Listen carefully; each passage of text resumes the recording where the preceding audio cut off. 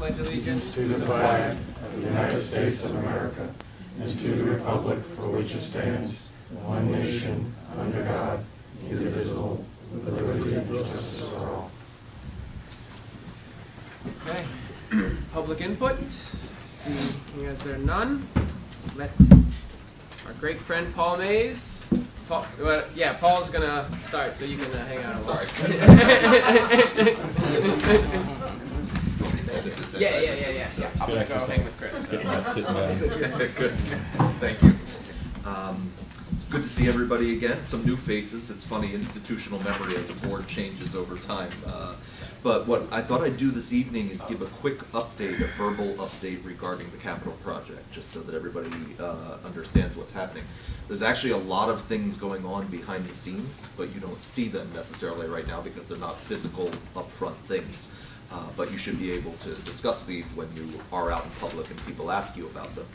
Right now we're developing what are called the construction documents for the project. These are the drawings and specifications and bidding requirements that, because your project will be publicly bid, will establish what the contractors of the various scopes will be bidding upon. So a lot of that involves not just architectural work, but our engineers. And in fact, we're working closely with the series of mechanical, plumbing, electrical, and site engineers to develop those aspects of the project.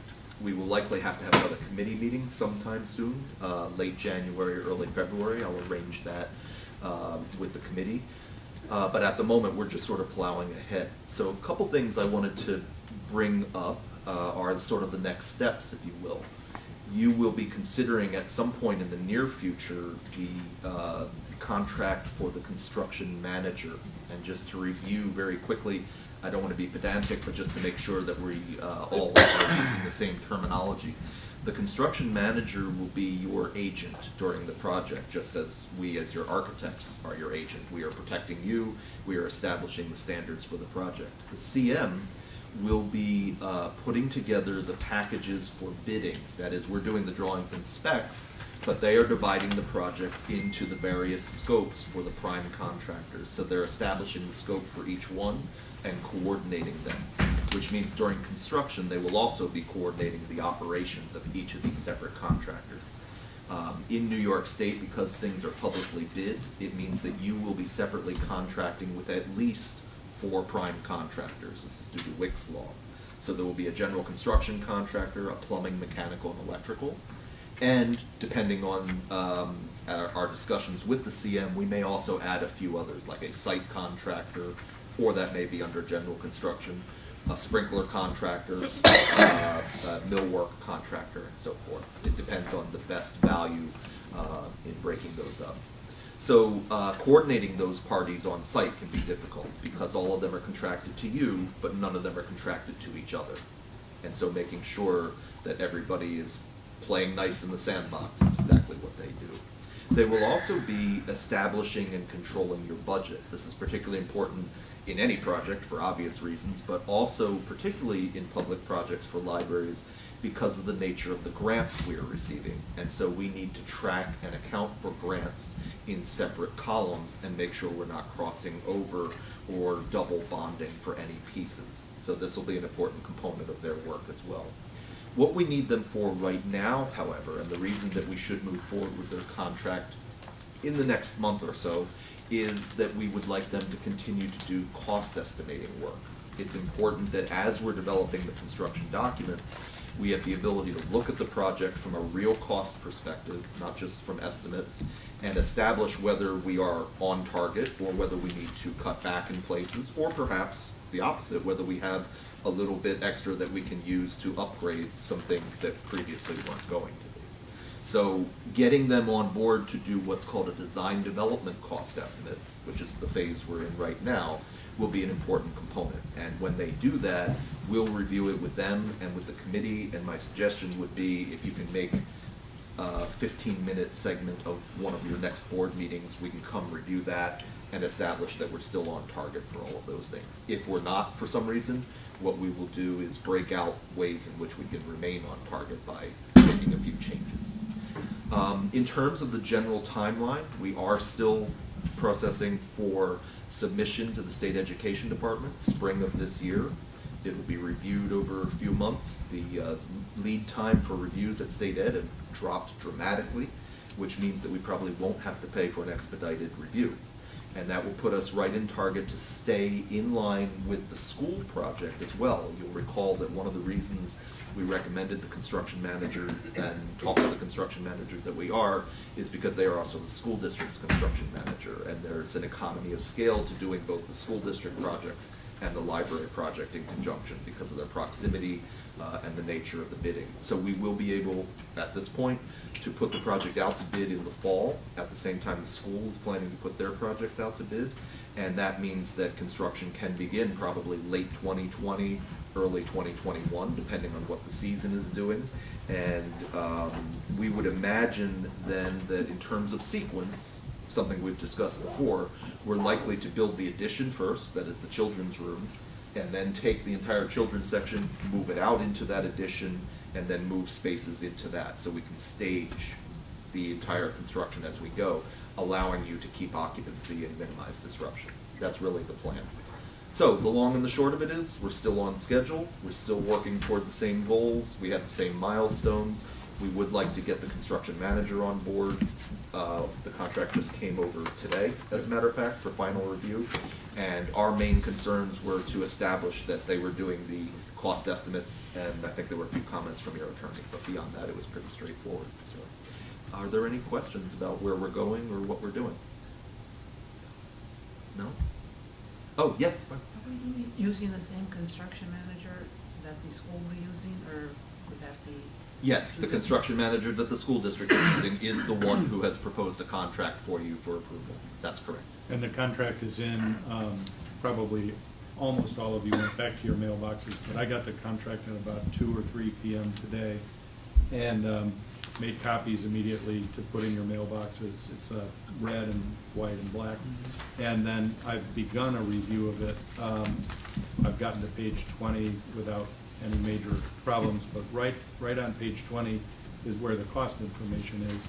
And my initial review of the cost information is that it was good. In fact, it was about $4,000 less than I think we thought it was going to be.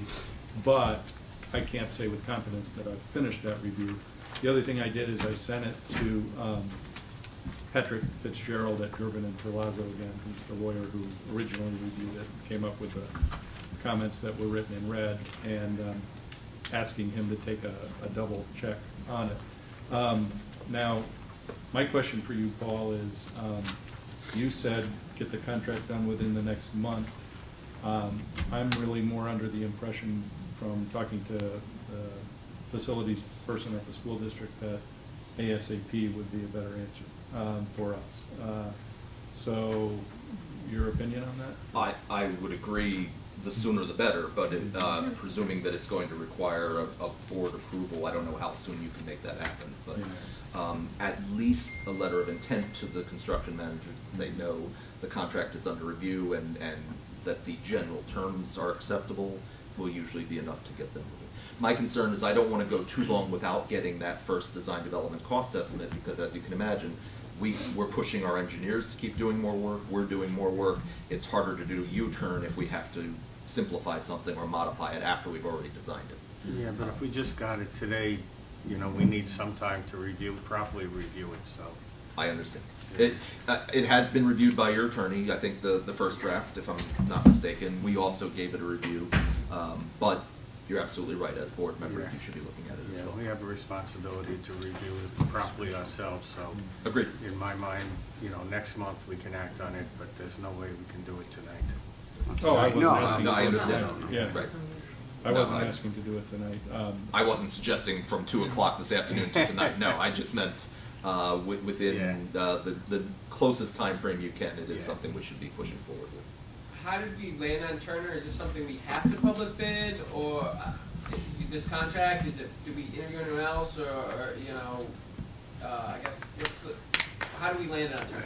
It's a professional services contract. It's not the same as a construction contract that you would publicly bid. Turner has experience with the library, having done previous projects here. And so you've continued that professional relationship in the same way you might with an accountant or an architect on future projects. But again, one of the attractions was the fact that they are familiar with your building, familiar with other aspects of previous projects, and they're also doing the school district project at the same time. So there's a cost savings that is reflected in their fee associated with the fact that they have staff that will be in close proximity to each other and able to support each other. So for those with long experience on the board, if I remember correctly, we were using a different construction management firm when I came on board, and we became unhappy with that firm. I don't want to name them. And when we did the joint project with the school district over the roof and the loading dock, the school district recommended Turner, and so Turner was the construction manager for that project. Not strictly because of Turner, but we were able to save some money for the public on that project by collaborating with the school district. But one example of Turner in that situation is that, and I think this is a perfect example from what I know of what a construction manager does. So the loading dock replacement included rebuilding the driveway out there that goes off of Mercy Care Lane. And Turner came in and inspected it and said to the contractor, what did you use for the sub-material? I don't know what the term is. Sub-base. Sub-base. And they were told what was used, and they said, that's not an acceptable material. It's not going to be strong enough. You need to dig this up and redo it at your expense, not our expense. So that's an example of what a construction manager does. So, It is true. One of their scopes of work will be on-site supervision during construction. So I mentioned before the coordination of the various contracts, but they are also verifying that the materials that are actually being installed and used are consistent with the materials that we first specified and then approved. So there are multiple levels of protecting you, the library, and the community in general to make sure that you are getting exactly what you paid for. They're going to hire the contractors. No. The construction manager is acting as your agent. Because you are a public institution, you are contracting directly with each of the prime contractors. Okay, and under the law then, what percentage do we have to set aside for minority and women-owned businesses? There's currently no specific requirement for that. We can put desired percentages into the specifications if your attorney recommends it. But you have to be very careful about the language for something like that. But in the public bid scenario, we're not required to establish things like that for a project that's funded in this way. Or just that they should be encouraged to apply or something? That's right, we can certainly do something like that. Do we need to do an RFP and have open bidding on this? Yes, the project will be. No, on the this. construct, no, it's a professional services contract. Okay. As I mentioned before, it's different than Yeah. buying toilet paper or even hiring a plumber. It's a different scenario. Okay, thank you. And so when do we need a board resolution on this by? As I said, ASAP? within the, I would like to be able to give Turner our design development set to be priced in the next few weeks. So a month would, as what I said, if you can do it earlier, that would be better. It gets us You can moving. always call a special Yeah, meeting well- to approve something like that. Right, because we're not gonna have a February board meeting, there's not one scheduled. It's Okay. going to, regardless, it's going to have to be a special board meeting, so Right. I think If we that's could the case, then put then it I on the would move books it sooner than rather, later. yeah. Excellent. Is it reasonable to do the design committee to go over it, make sure everything looks good, and then do that letter of intent and deal with the final sign-off at the regular board meeting? Whichever is easiest, if that's feasible, and I think you mentioned that as an option.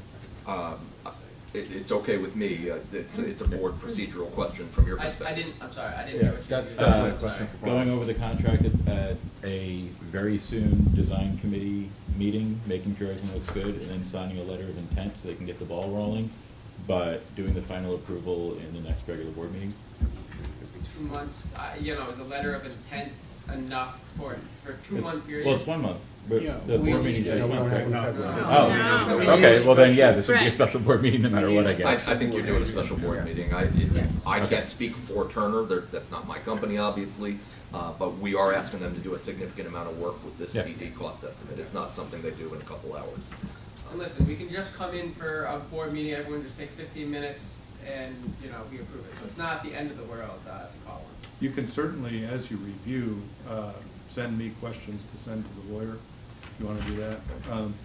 You know, like, for example, what I'm doing, and I can facilitate this for you guys too, but I'm taking the original contract that Turner proposed, and then the lawyer redlined it. And I've got that open on my desk next to the current contract, and I'm checking every place where the lawyer made a mark the first time, and checking it on the second time.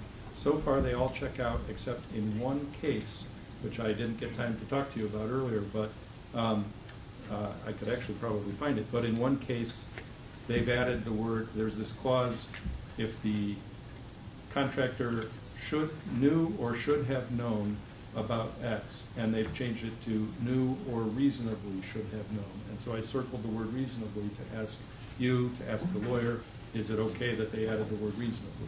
Right. You know? That's the standard anyway. It's a liability insurance company's standard language. That's the legal standard. Okay, Anyway. the word reasonably is? Yeah. Okay, but I'm still gonna Makes check, sense. you know, I Right. mean, I believe you, but, you know. Yes. Yeah, um, exactly. Do In a- any condition like that, you want to make sure, Yep. and it is amazing what one word can change. A comma can change. That's true. You know. Eat, shoot, Go please. back there.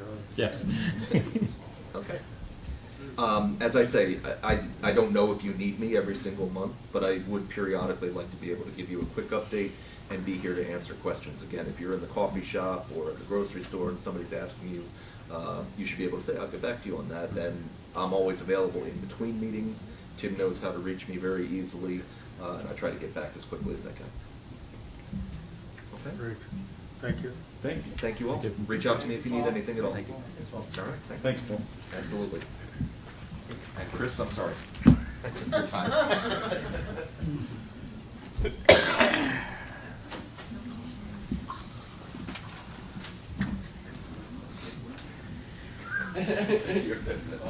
Thank you, everybody. Take care. Have a good night.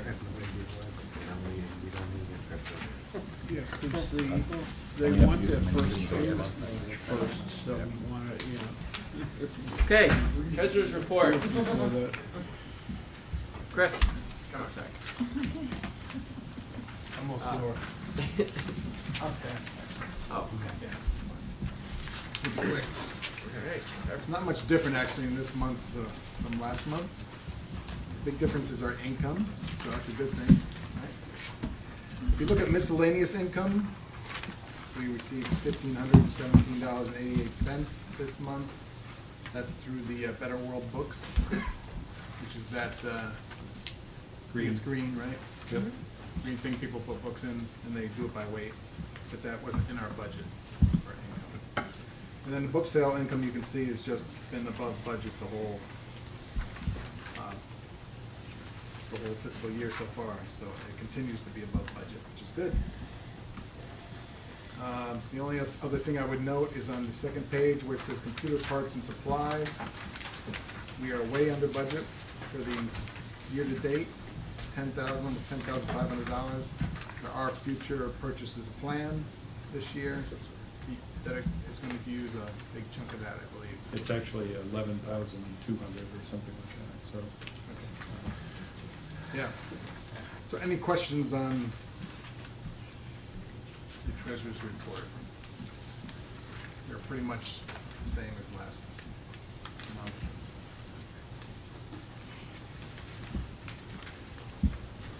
there's no questions, is there a motion? I will make a motion to approve the treasurer's report for December 2019 as presented. Motion by Caitlin, seconded by Peter. All those in favor? Aye. Opposed? All right, motion's adopted. Thank you, Chris. No. Yes, For that? yes. You're making a motion for the check register? Yeah, I'll make a motion to approve the check register as presented. Second. Seconded by Jason. All those in favor? Aye. Opposed? Unanimously adopted. Okay. Next, we are moving on to committee reports. Barry, Okay, with the holidays and everything else, school vacations, we did not meet, but now that Jenna again showed me how to do the poll, because I had totally forgotten how, so she showed me again this week, and I will be getting something out to everyone, setting up a meeting. Perfect. Thank you. Next we have design. Okay, so it's basically a version of what Paul Mays just said. The urgent matter before us is the Turner contract, which once finalized allows us to move forward in other ways. As Paul just noted, we need a design committee meeting, so Jason and I will put our heads together about a time for that. So, Perfect. Thank you. Any questions? Okay. Finance? We had our first meeting tonight to work on the annual budget. There are some issues outstanding, preventing us from going forward with some of our larger figures, which Barbara may touch on in the next bullet point. But I'll be meeting or discussing with Carol some of the things that we know for sure, and go from there. We have another meeting scheduled January 29th. At 5 p.m. in this room, and a doodle poll went around for a meeting for the second week of February. Preliminary idea is that will be February 13th, Thursday at 5 p.m. I think was the most responded time for that. So we're rolling with the budget with as much information as we have now. Perfect. Thank you, Caitlin. As always, trustees are welcome to attend all any committee meetings, so keep that in mind. Next up is Barbara. Is this something that we're going to discuss in executive? Okay, so this, because it deals with the contract, we'll discuss in executive. Next up, policy. I went over the policy chart all the way to a certain date, and I saw the ones that have been more current, up to date, and the ones that are really old. So I sent out a doodle poll this week. Was just waiting for one person to answer, and as soon as we get that, I'll set out the date that was picked, and it will be within the next 2 weeks. Yes, I wanted to add something, and I've been trying to email you, but I just haven't been able to get to it. So we got a fantastic suggestion, in my opinion, from Sean, the head of IT. Last year, or maybe about 15 months ago, we replaced all our security cameras with HD, and so we have very good footage of what goes on in the building and in the parking lot.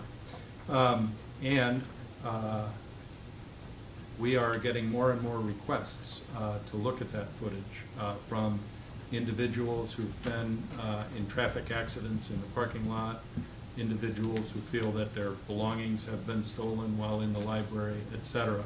So Sean made the suggestion that we consider a policy on how we would allow access to, would or would not allow access to our video footage, and then went out and researched for library policies and sent me links to them. I read them and have started creating a document, all of this without telling you that we needed a policy. But basically, a lot of these policies, as we can discuss in the policy committee meeting, emphasize that you provide the footage not to individuals but to law enforcement. And so we probably need to protect ourselves by writing a policy saying how we respond to requests for footage from our security cameras. So I think we need to put that on the agenda too. So, and I will send you Sean's emails and the document I have in progress. So. Okay. And something also came up in the finance committee, which overlaps with policy, something that we'll just have to look at. But luckily I am on both committees, so we can take care of that. It should be, I think, a small matter, but just Great. helpful. Any other thoughts, comments? Moving on. UHLS. Okay, we met on January 8th, both the administration committee and the board. As a whole, the main issue was the confidentiality of library systems records and a policy for that. You know, confidentiality is something that comes up also in the matter that you brought up. I'm now chairman of the administration committee of the board of Upper Hudson. and- Congratulations. Nice. Well, I don't know if it's. Well, thank you, for doing that. Anyway, we did pass a policy, and I'd like to go over that. The draft, the UHLS confidentiality of library systems records policy, because this is something that we may need here too for our records. The Upper Hudson Library System acknowledges the ethical responsibility of library system employees to maintain the confidentiality of library users and library use information, and further acknowledges the legal responsibilities specified in New York State law to protect the privacy of library users and library use information. And then they have the law as it were. I don't think I have to read that. In accordance with this law, all library use information and all personally identifying patron information shall be maintained as confidential, shall be accessed by UHLS employees only for bona fide UHLS operational purposes, and shall not be disclosed except to the extent necessary for proper system operation upon request or consent of the individual whose information is being sought or pursuant to valid subpoena or court order or otherwise required by law. What I'm going to do is pass this down to Noreen so that she has it, so that, when we have the policy meeting, this can be brought up and discussed whether or not we need such a policy, and if so, what that policy will be. Should that go to the lawyer? I think we already have a policy on confidentiality of library use records. Is that, so that, we'll check that. This is for, this particular policy concerns the use by employees Okay. of the Upper Hudson system. And there probably will be more policies coming up in the future concerning this, since this is an issue that was brought up by the Albany Public Library, and they're very concerned with confidentiality of all information at the libraries. Great, we'll look at it, and I'll do that before, Margaret and I will do that before the policy committee meeting, so. That was the big issue on the Upper Hudson. Perfect. All right. Thank you, Herb. Oh, by the way, it's when we share information after the meeting, this is the last item on the agenda from the trustees, it seems that the only libraries who are really enthusiastic about what's going on are Guilderland and Altamont. Interesting. Cool. Thank you, Herb. So next is Foundation. Mark, anything to report about the last meeting? Well, I was in there for, we were in there for about 30 minutes? Yeah. 20 minutes. They were talking about bags for the library to deliver books, so they approved that. It sounded like they voted on that and approved the bags. I think it was like, Homebound. what's that? Homebound, Margaret was looking at me, so it's the Yep, so- homebound delivery service. They approved those bags. They also looking at a new podium. I think they approved that. They're gonna get some estimates on that as well. But as they look at 2020 funding or fundraising options, they're starting to look at setting a goal for a specific thing. Maybe it's like children's furniture or something along that lines. So that way, as they're out there talking about raising money, they have something to actually focus on versus just we're raising money to raise money. So that's what they were discussing when I left.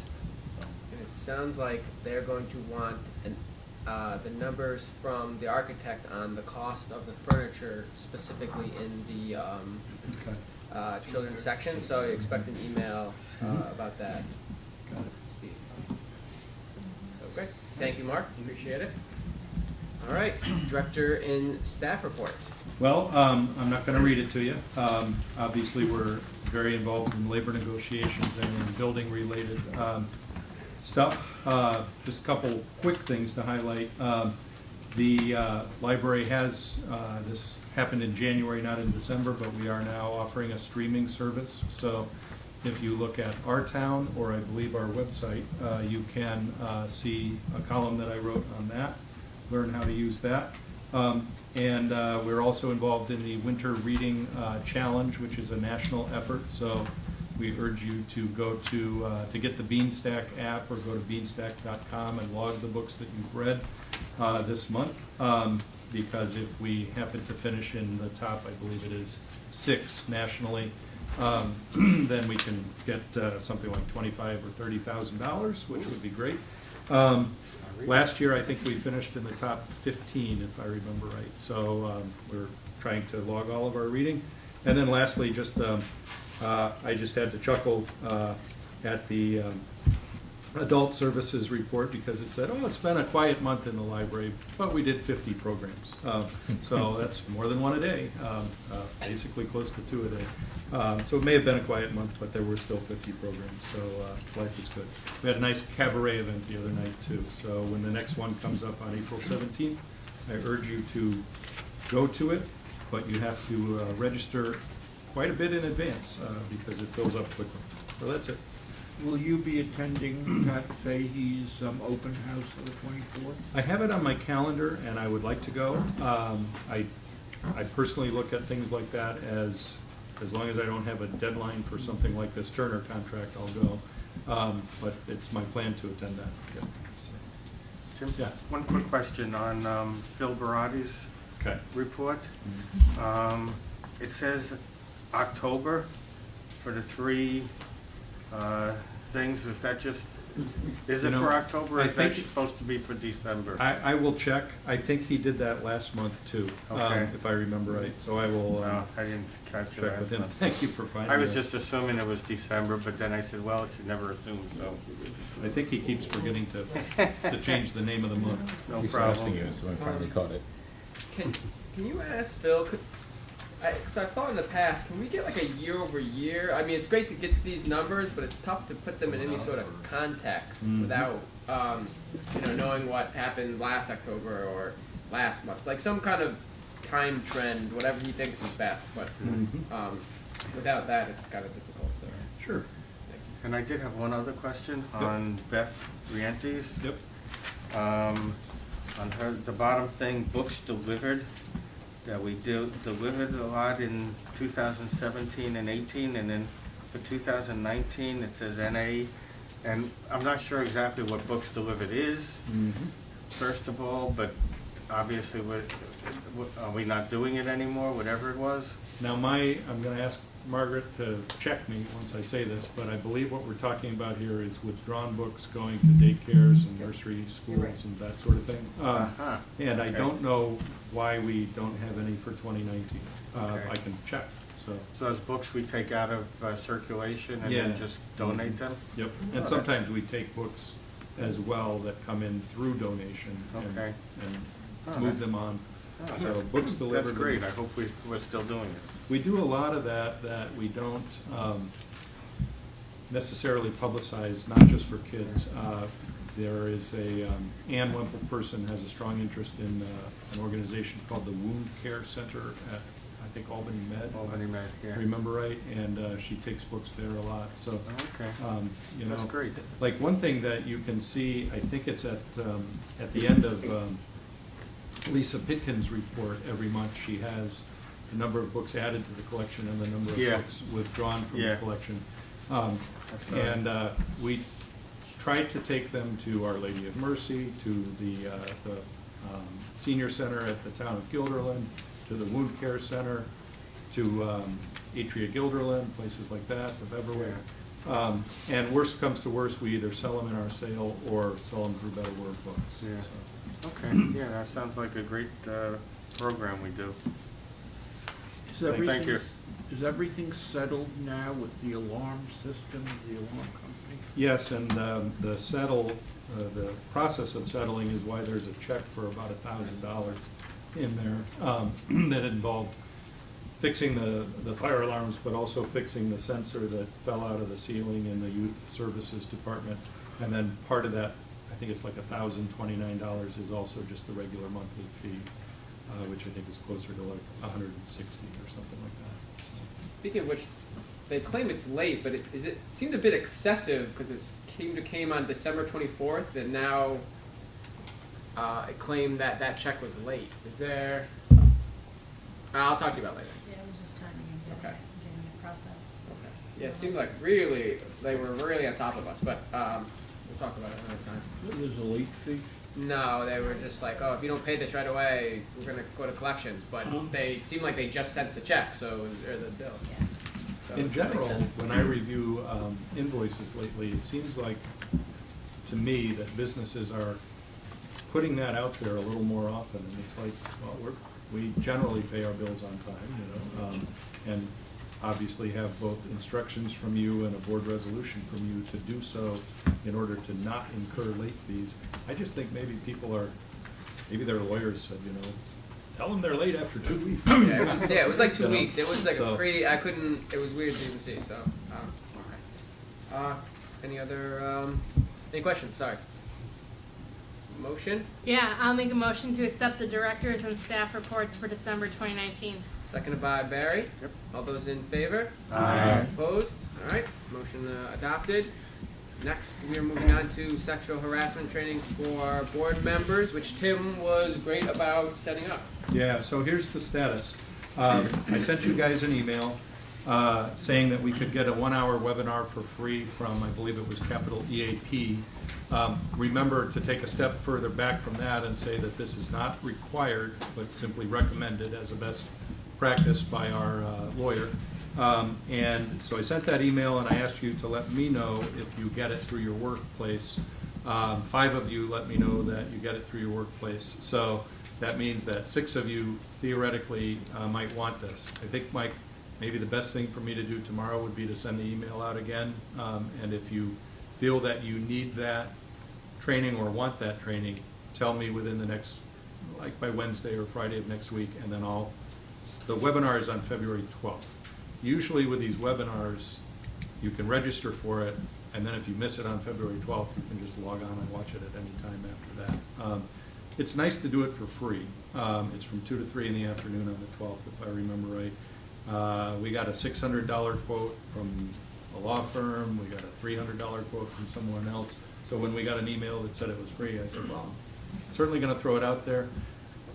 As far as I'm concerned, you're all volunteers and I don't control you. I don't think you have to do it. I just think it's the best practice, Yep. So.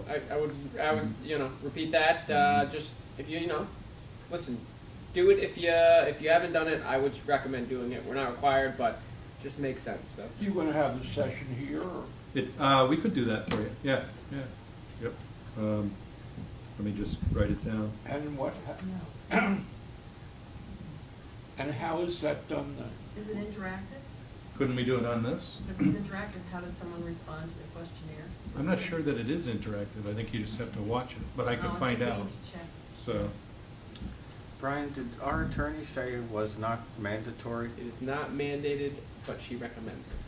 Okay, because we just had ours at the Westmere Fire Department this past week. Then you're fine. And, yeah, and I got proof of that, but I know it is mandatory, and the reasoning being the attorney there, his reasoning is that if there is any kind of incident, we're protecting ourselves if we make it mandatory for everybody. So, I mean, we would need, I guess, board action to make it mandatory. We need a policy. So, yeah. Oh, guys. I'm on fire tonight. So, Everything comes back to I you. am only sitting here today. So I would recommend doing it, and if you want to look at the policy for next year, that's something you could do. I'll find out if Yeah. it's interactive or if it just can be watched. If it can just be watched, you're welcome to watch it here. if you have a computer at home, you can just go to the link as well. So, but I don't mind setting it up for people. I think that's a nice use of library space, so. All right, thank you, Tim, for Yep. everything on that. Next is Library Advocacy Day, February 25th. Did you want to take kind of the lead on this one? Well, I don't know, NYLA has a new person in charge of its political action and advocacy this year. So things may or may not be a little different. Do we know who the new person is, by chance? I've heard the name, but I Yeah, can't quite remember. there's a woman I who's, believe she lives in Gilderland too, if I'm not mistaken. Okay. But, All right. anyway, so. As in previous years, I'll be driving down, so I can fill my car with people. I see heads shaking that have been in the car before.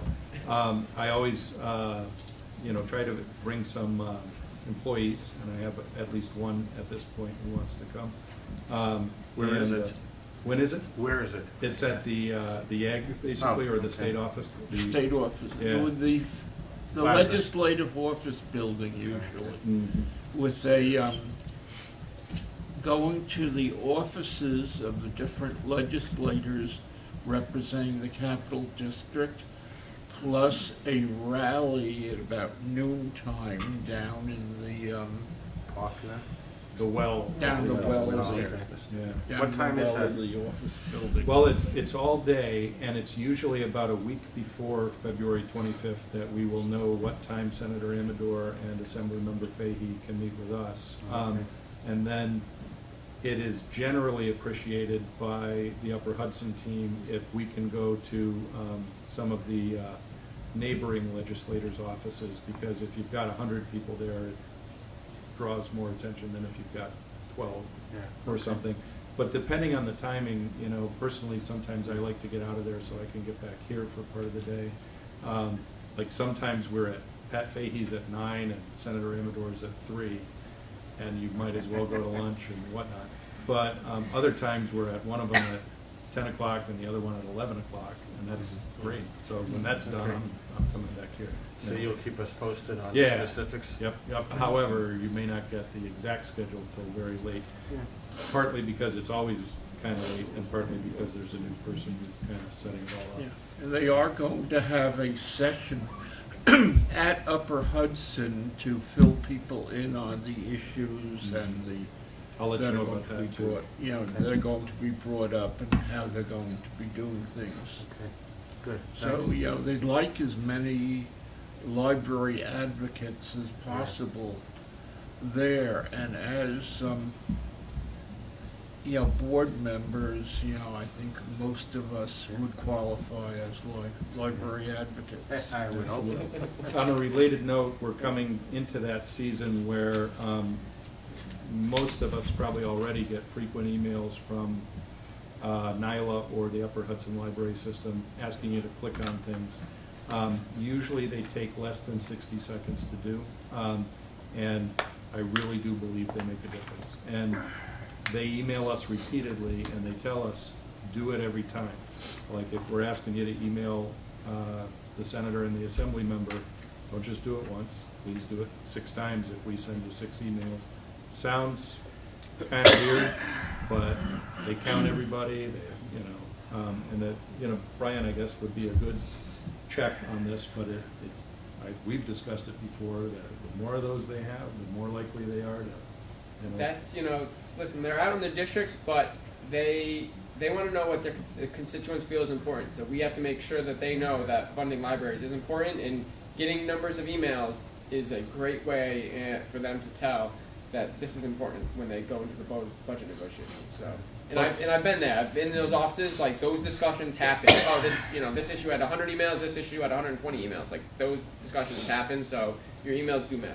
And the main thrust usually of the lobbying effort is the construction grant program, and because the state thinks that it's likely that they face the $6 billion deficit, we really need to push for that construction program because we need those dollars to make this project doable. I mean, the project is doable, But the more of those dollars we can replace with state dollars, the better, you know. That'll just give us more options at the end of the project. So I'll be, you'll be sick of me, but I'll keep sending you emails. And it really only takes a minute each time. So, Thank you. thank you. Thoughts, questions? Sounds good. All right, minutes of our last board meeting. I'm sure everyone had a chance to closely review them.